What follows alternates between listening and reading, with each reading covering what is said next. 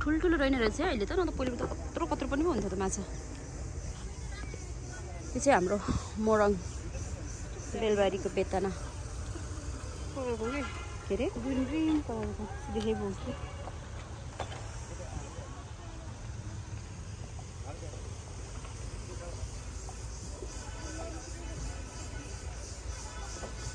उताबाट दिएको मिगिन, उता पनि दिएको देऊ त लु। लड्छ है कच्चा हुन्छ यो त रहेछ, कत्रो रहेछ।